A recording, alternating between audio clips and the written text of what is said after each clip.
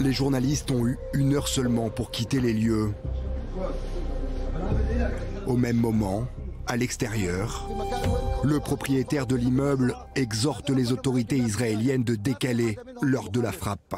Donnez-nous 10 minutes, demandez à votre chef juste pour récupérer des caméras. Écoutez, personne n'est autorisé à retourner dans le bâtiment. Personne, personne. En vain.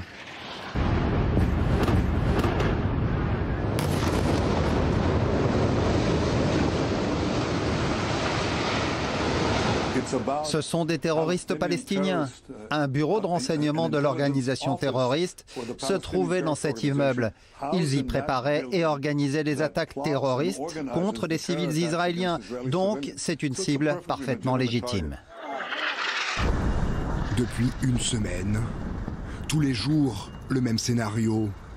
De jour comme de nuit, les missiles de Tsahal répondent aux roquettes du Hamas.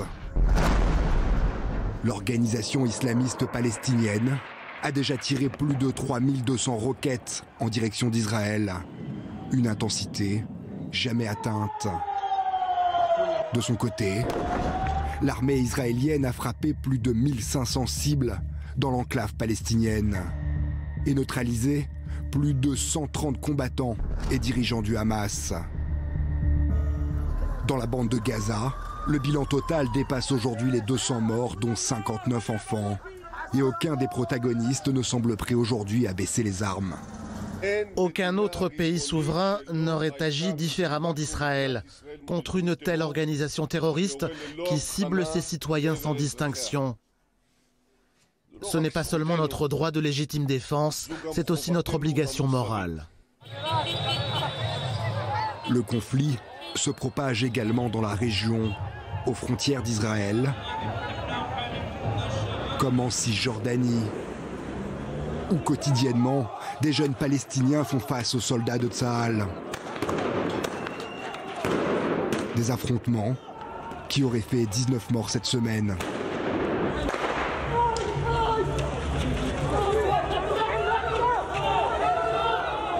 Côté israélien, plusieurs policiers ont été grièvement blessés hier lors d'une attaque à la voiture bélier.